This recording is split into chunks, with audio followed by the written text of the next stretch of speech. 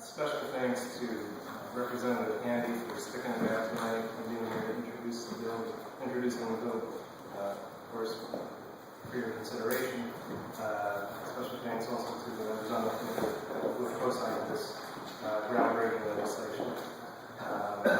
I am here tonight as in my new role as the chair of the new affiliate of the Move to Amend Coalition. The Move to Amend Coalition has been working for the past 4 years to overturn Citizens United and corporate personhood. We've gathered 250,000 signatures around the country to reverse the decision at the national level. We've just really begun that effort here in Rhode Island. Less than a week ago, we started a petition to amend the Rhode Island Constitution in support of this legislation. Already we've gotten 550 signatures from the Rhode Island public on that petition, and I imagine we'll get many more. This is an important issue to people around the country. I am not a lawyer either. I am here really just as a volunteer on top of a lot of other things that I do, but this is such an important issue that I've heard so many people talk to me about, whether it's in my role at Sierra Club or when I ran for office. People are losing faith in our democracy and our democratic institutions because they feel like their voices are being drowned out by all the money in politics. And we need to take steps to get rid of the problem. Our options are limited here on the state level, of course. You did well last year by passing that resolution.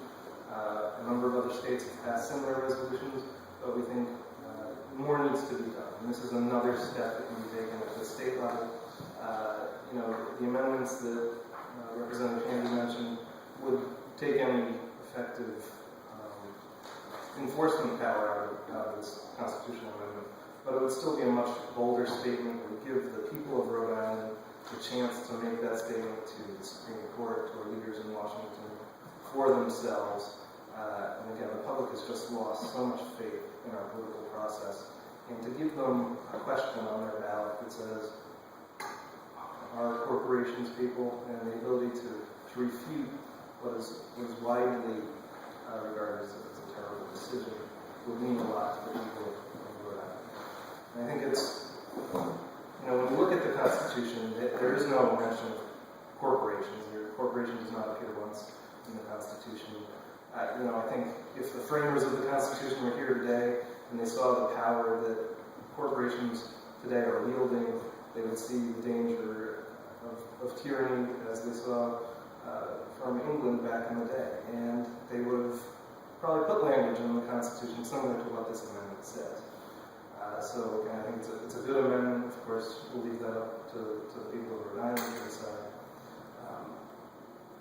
But beyond the fact that corporation, the word doesn't appear in the Constitution, I think I want to read this one quote from Supreme Court Justice Stevens, who just left the court recently.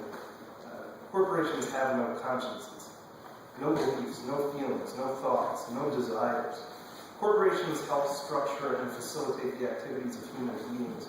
To be sure, and their personhood often serves as a useful legal fiction, but they are not themselves members of we the people, by whom and for whom our Constitution was established.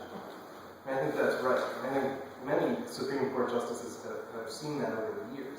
It was only 100 years after the Constitution was written that constitutional rights first started being given to corporations. The Supreme Court decided to grant 14th Amendment right protections to corporations, and over the century and some since then, they've started giving them more and more of the other constitutional protections in the Bill of Rights. And I think now is the time to stop that sort of backward slide in giving what are really just legal fictions the same rights as natural persons. When we talk about those rights, those Bill of Rights, we talk about natural persons, or we talk about inalienable rights. And I think you could not look at a corporation and say that it's natural. It's something that's a product of law and something that people enter into agreement with the state. did not say that by taking our rights and imposing them, or transitioning them to corporations, that our rights are any longer inalienable. You have alienated our own rights and given them to another type of, I wouldn't call it being, an organization. So for all these reasons, I think it's critical that we set this out in our own Constitution, become a model for the rest of the country, and be the first. Thank you for your consideration. I hope you will consider passing this legislation. Thank you, Mr. Collins. Mr.